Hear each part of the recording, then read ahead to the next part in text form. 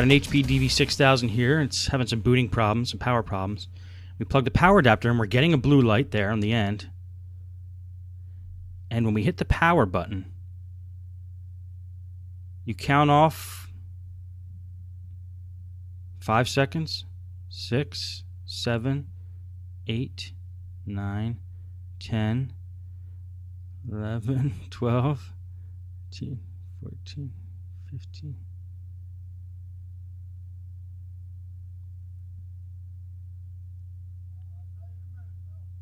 About every 20 seconds, the computer turns off and reboots. Now there's no video on the screen. Only thing that we could tell is happening is the LEDs above the keyboard light up when you hit the power button. The fans go on, I believe, and then it just reboots. So somewhat of a common problem on the DV6000 motherboard issue. So we already have a motherboard bought for this. We're going to replace the motherboard. So we pulled the battery out already, and we're just going to pull the RAM out and the wireless card. Just get all the components off of the motherboard because that's the part we're going to be replacing.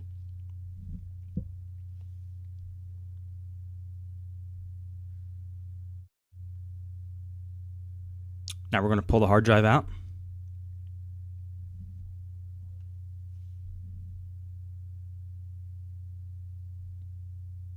There's usually a little plastic tab that allows you to pull the hard drives out easy.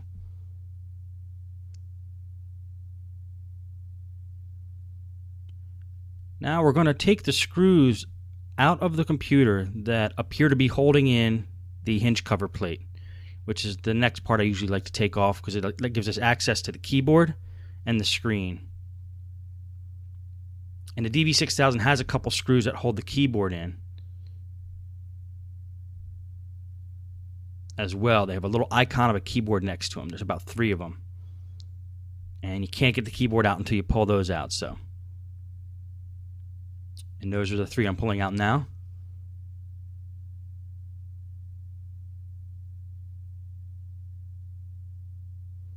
Okay, and then I'm pulling out any possible screw that might be holding that hinge cover plate on. Any screw that's directly under the hinge cover plate that might be holding it on, I like to get out. We got to take these screws out anyway, so. Now these 2 screws in the back on the DV6000 are different size than the other ones, the ones I just showed you there. Most of the other case screws here are pretty much the same length, so we don't have to worry too much about putting the screws back because we know where they go. All the ones of these long length are holding in the covers here. And sometimes I like to do this just since I'm under the laptop here and I know I got to get to the motherboard, I'm just going to pull every screw out, including the ones that are under the hinge cover plate, but might as well get them all out now. It can't hurt.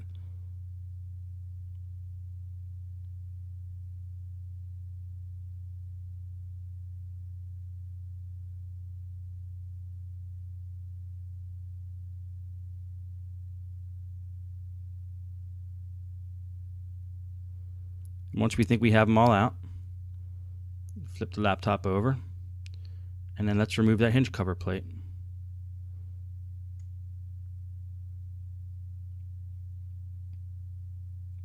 DV6000s are tricky with the hinge cover plate because on the left-hand side, there's a couple cables that are holding it in. So it's nice if you get the keyboard off first. You could have access to those cables, or ribbons, I'm sorry. See those 2 black ribbons are holding the hinge cover plate in, plus there's something that's, I believe, a speaker wire that's holding it down. So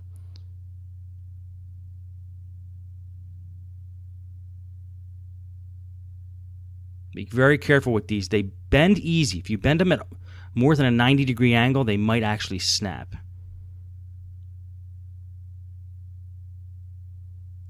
And this orange piece of tape is holding the wireless antennas into the hole that goes through the case there. It brings them into the bottom of the computer. Pull that tape off, and then we could start peeling away the wires for the wireless card, which actually lead up into the screen. So let's see if we can get the hinge cover plate off now. Now that those 2 ribbon cables are loose, there's only one other cable holding it in, a thin little cable right there that I believe is a speaker cable or something of the sort. And then we just follow these wireless antenna along until we get back to the screen. Now we're going to start taking the screen off, and we're going to want to take the LCD cable off that's holding the screen or giving power to the screen before we pull the screen off, which we will do.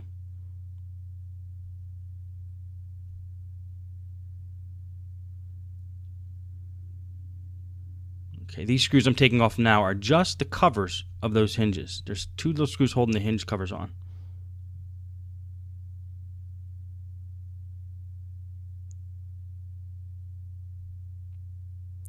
And I'm taking out the touchpad ribbon cable there.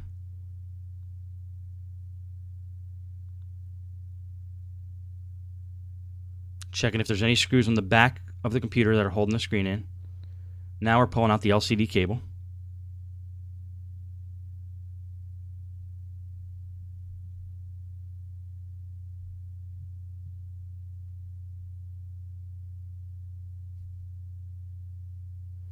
Looks like I'm looking for the correct tool here to use. Sorry about the delay. Just getting a skinny screwdriver to pull off the hinge covers. It's actually not a huge deal if you get these little black covers off. They come off with the screen, so I might give up after a while to get them off. Looks like I am. As long as they're not blocking the screws for the screen, we might be able to leave them on there.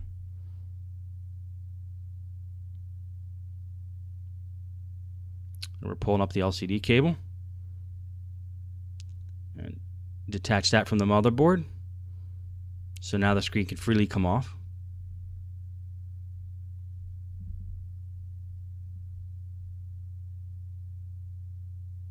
Now we're unscrewing the actual screen itself from the case.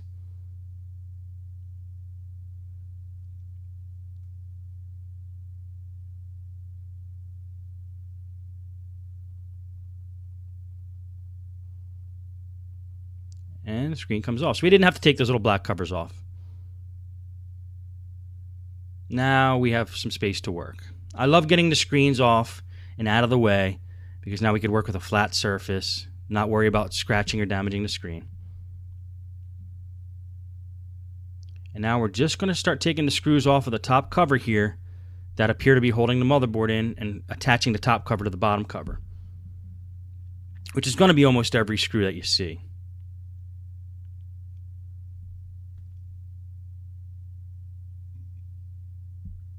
Take that back cover panel off there. Gives us access to a couple more screws. And now we should be able to pull the top cover off of the bottom cover. Check if there's any screws that you missed. And once all the ribbon cables and speaker cables and every other cable is detached, all the screws are out, we'll be able to get the cover off. When you start pulling and you feel force, look for screws that are still holding it in.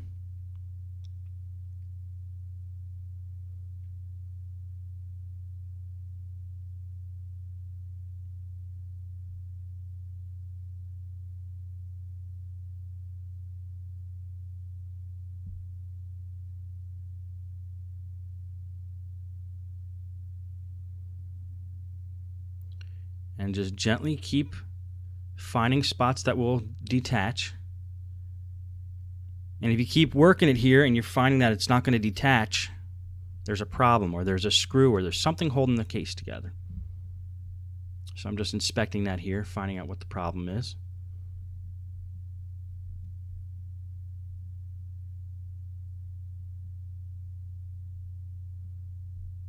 Looks like all the screws are out, so the question is, why is this case not coming apart?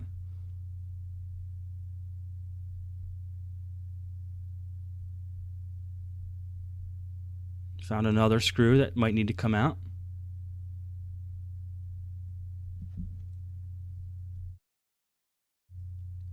And there's actually two little hex nuts right there that the wireless card screws into. Those actually come off, and they keep the top case attached to the bottom case and attached to the motherboard. That's a little trick of a DV6000. I had to edit out the 10 minutes of video of me trying to find that out, but that is the problem there. So once you get those 2 screws out, now we should be able to remove the top cover from the bottom cover very easily and expose the motherboard. So those 2 screws were holding it in. Now if we forced it open, we would have broke something. So take a little time and try to find those things if you have to.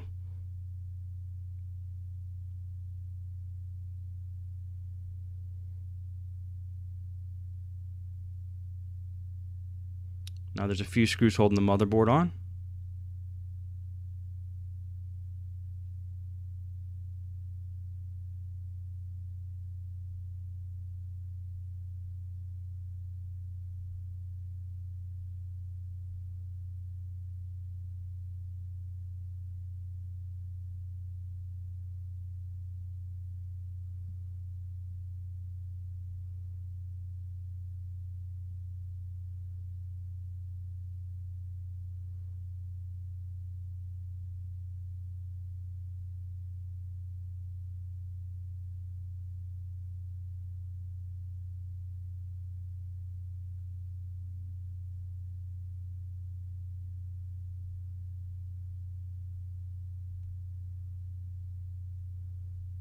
Now, there's still some force holding it in. We don't want to force anything, so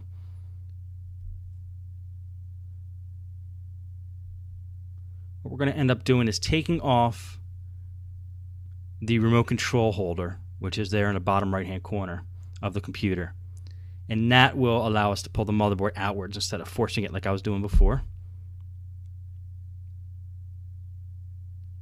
There's 4 screws holding that in. That's going to come up, pull out, and now we can pull up the motherboard from that side.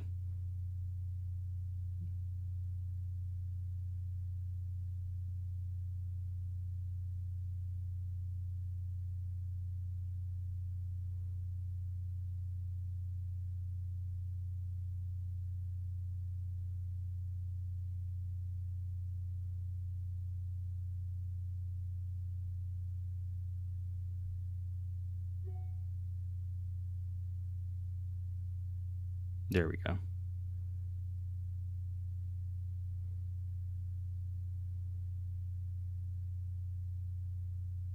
Make sure all your cables are disconnected. And then we can remove the motherboard.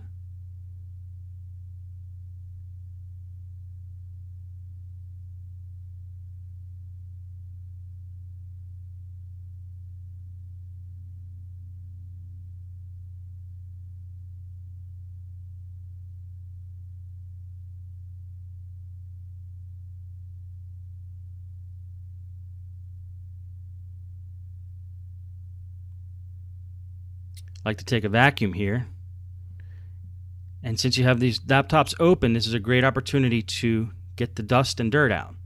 So I'm just using a Stinger wet dry vac from Home Depot, smallest one that they have, the little tiny one, which has been a great investment for the shop.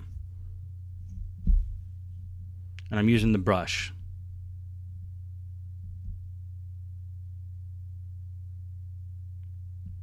Now let's get that motherboard back. We're going to have to pull off the processor and the CPU fan. I like to loosen these screws in like a star fashion, like you're removing a tire, so you're not putting too much pressure on the processor.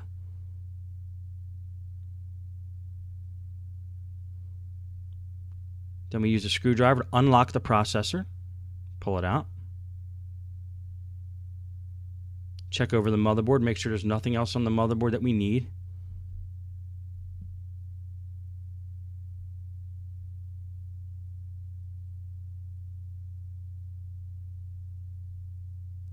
And once we determine that, grab the new motherboard and get started again.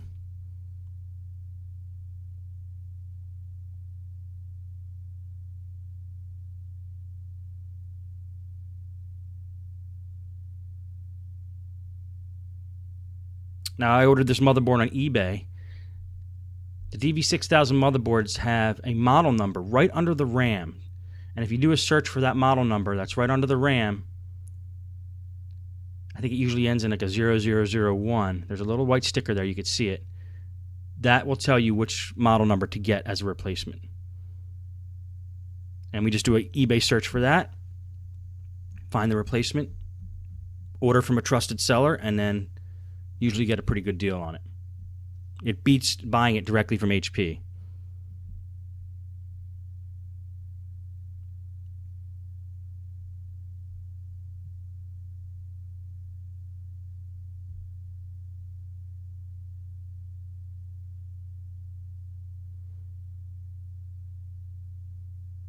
And what we're going to do is put some new thermal grease on the processor and the heatsink.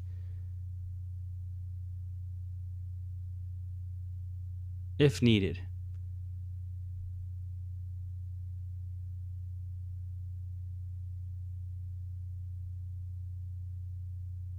Sometimes the heatsink will have a thin layer of metal rather than the actual thermal paste, which is just another way of doing heat transfer from the processor to the heatsink.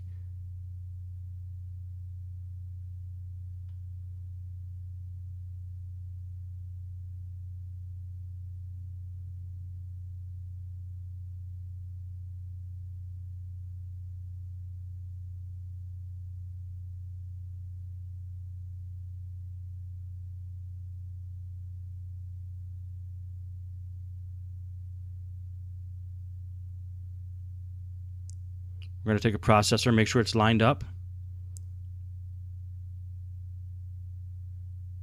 Make sure that the locking screw is set to unlock position before you put the processor in. Processor should just slide right in. Put a little pressure on the processor, then lock it with the locking screw. If you've never done that before, it's very easy. There's a little diagram above the actual screw that shows what position it should be in to be locked.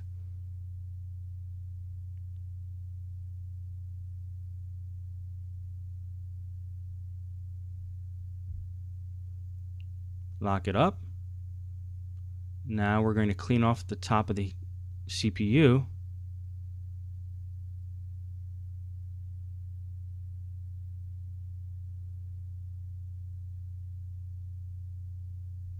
And I'm actually just scraping off with my fingernail some of the hardened residue that's on the top of the CPU. A lot of times an overheating CPU can fry a motherboard, and that might be the problem. So we want to make sure that it's okay, and you have a good, strong, heat bond between the heatsink and the CPU itself.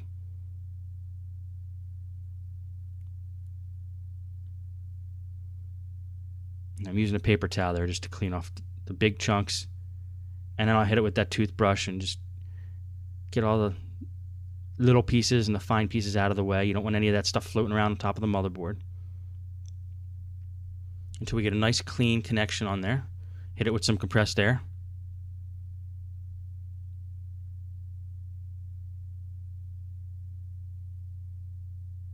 And I want to take the heatsink and the CPU fan outside and hit it with a blast of compressed air before we do anything else. It's another good idea to when you have the fan and you have the CPU out of the computer, clean it then. This way you get all the dust out, and you're not pushing the dust all inside the case and all over the motherboard. You got a clean environment here, so you might as well take advantage of it.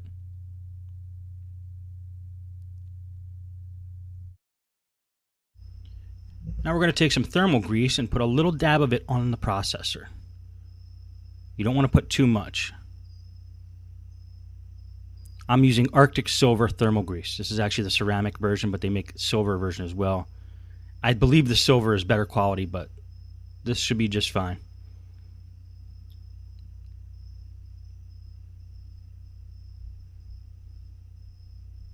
I'm just making sure the cap is securely back on there so it doesn't spill out in the drawer. And then I take a piece of Scotch tape, and this is the best way I've found to do this. A piece of Scotch tape, I put it over my finger long ways. And I kind of paint the processor with the grease on the Scotch tape, then throw the Scotch tape out. This way I don't get it all over my finger. Just to make it more of an even coat. I guess I got a little on my finger, but...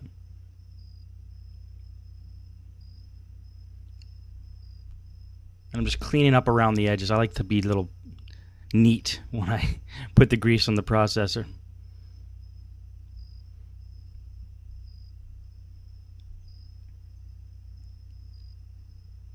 Now we're going to take the heatsink and fan and put it back on. It's a common thing to forget to attach the fan to the motherboard, the wire, the power for the fan to the motherboard. So I always like to do that first, just in case I forget, because you don't want that to happen where the fan is not connected. And then I like to do this in a crisscross pattern, screwing the heatsink back onto the processor. Because I don't like to put, if you just take one side and screw it all the way down, I feel like it puts too much pressure, and you want a nice even pressure put on the processor. You don't want it to get messed up anyhow.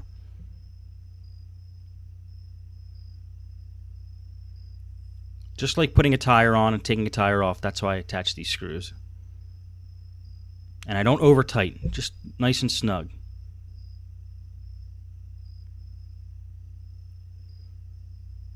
Now it's time to put the motherboard back into the bottom case.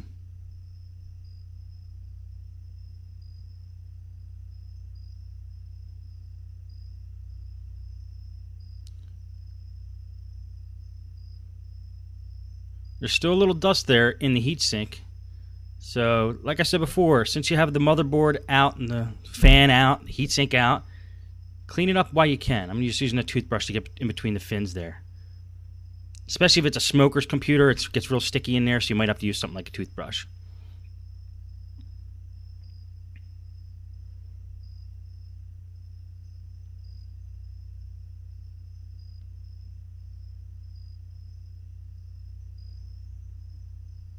Sorry, it's out of frame a little bit there. I'm actually going to take the vacuum as well with the brush attachment like we used earlier and use that to get the rest of the stuff out of the heatsink. Just want to make a nice clean, way for the air to pass through.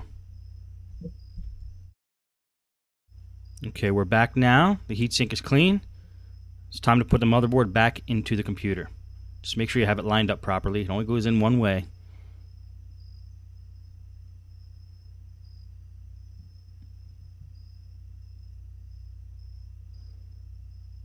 And I'm going to attach these cables first, which is the power. It actually goes to the circuit board where the power adapter plugs into.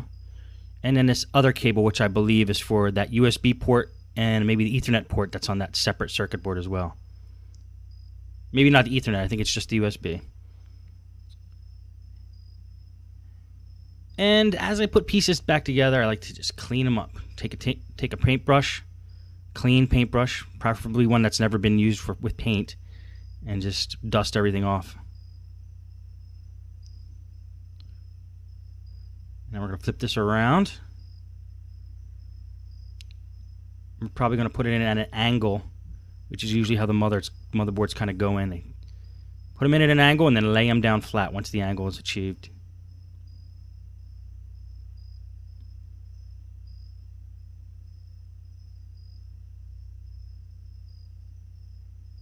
And that's not quite in, so let's see if we can push it down and snap it in.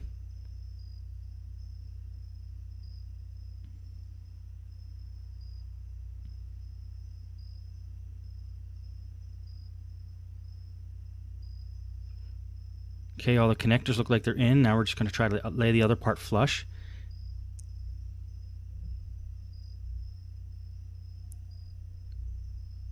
If the motherboard's not laying flush like it was when you first took it out, then check for connectors under the motherboard that's holding it in.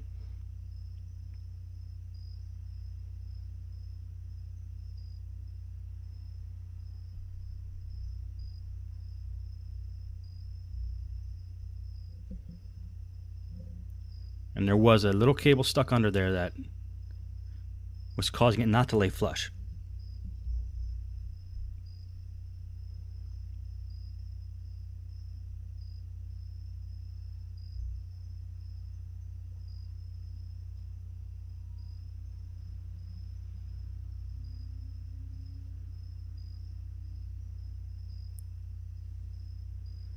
I'm taking a little bit of time here because it still doesn't seem like it's seating in properly. And you don't want it to arch up at all because then you know something's wrong. And then when you screw everything back together, you could actually be damaging the motherboard.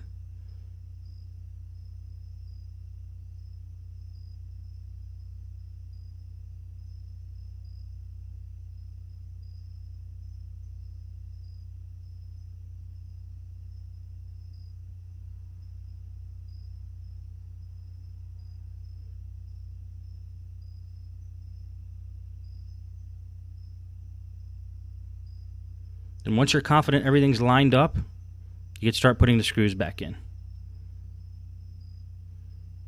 Right now I'm looking at the connectors through the holes in the side, making sure they're in properly and completely lined up.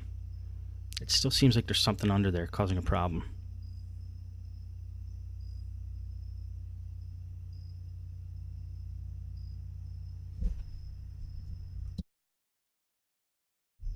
Okay, and it looks like we got everything laid flush now, so we're going to put the pieces back.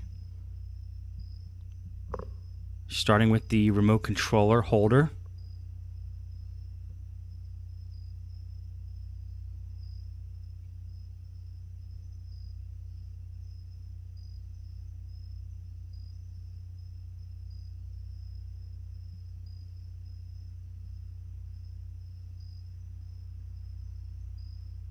Just going to put those 4 screws in.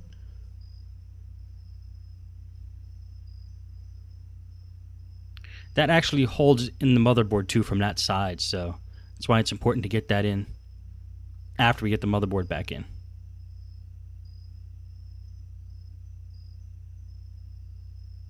All the holes are lined up, everything's looking good.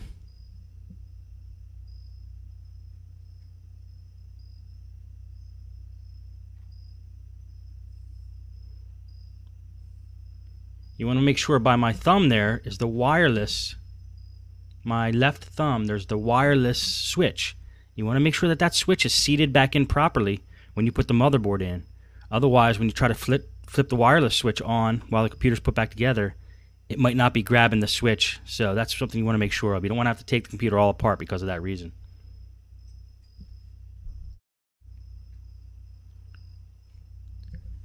Now we're going to start putting the screws in the motherboard.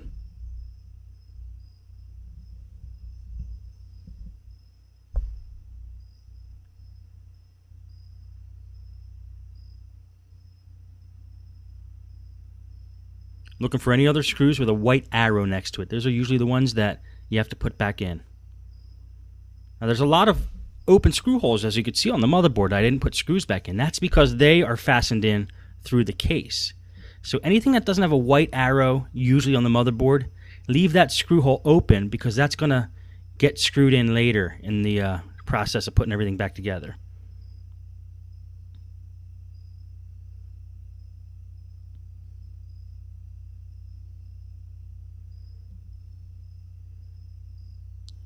Make sure that the top case fits back on properly.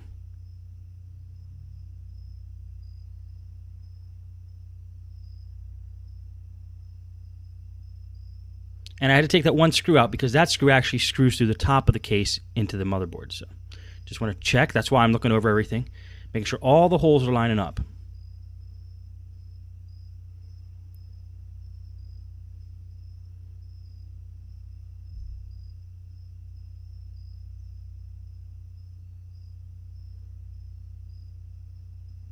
Then just push around the edges of the case, make sure everything snaps in.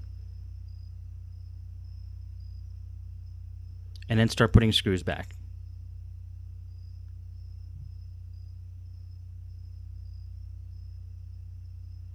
And now these screws are actually going through those open holes in the motherboard like I was talking about before.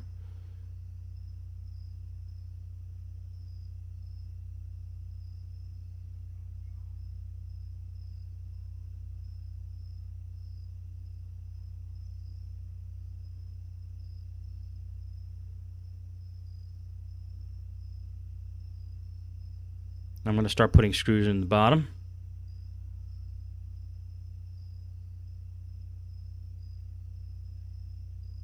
Starting with these 2. They're actually hex nuts which provide the screw holes for the wireless card. They're like standoffs. That's what they look like, little standoffs.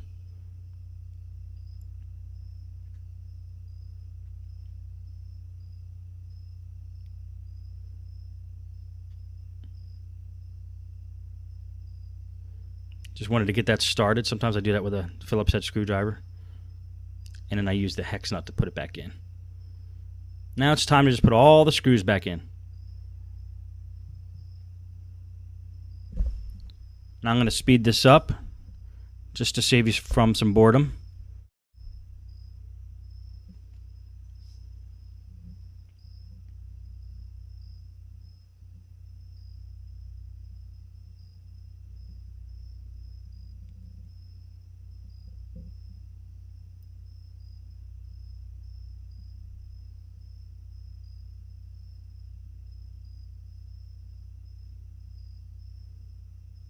going to put that rear plate back on,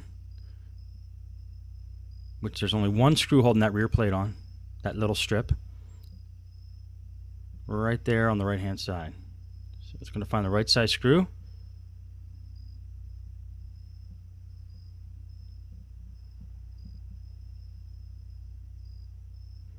Get the screen on. Attach the screen with the 4 screws. And then I use a bigger screwdriver to tighten it up and get some torque. You don't want those screws that hold the screen on to get loose. Then the screen flops around. Now the trick is to feed the wireless antennas back at the same path that was originally there. And these DV6000s have a little metal tabs you bend up, and then you bend them back down once you get the wire in place. It makes everything flush. Otherwise, the keyboard's going to be popping back out a little bit. It's kind of a pain to follow the path, but it does make it through. So, and then you feed it right back through the hole in the bottom.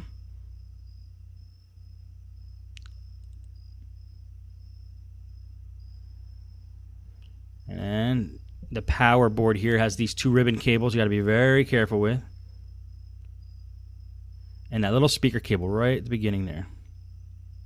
We're going to feed these ribbon cables back into the connectors. Be very careful on the DV6000 when you reattach these ribbon cables. You don't want to bend them. They will break very easily. So just be very careful. Kind of inch them in if you have to. Use whatever means you have to.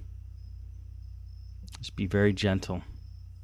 It doesn't look like I'm being gentle as this is going fast, but trust me, I'm taking my time with it.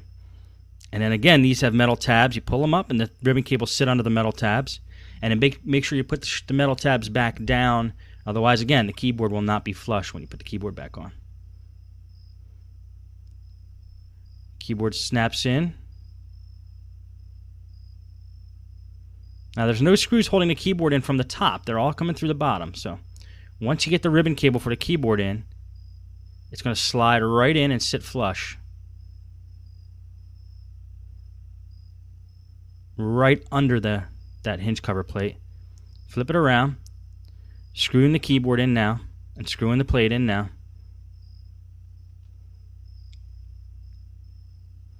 Putting all the remaining screws in the bottom.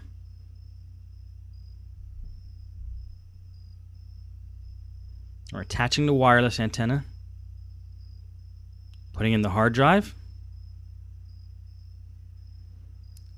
putting in the CD drive, usually held in by 1 screw, putting the RAM back in,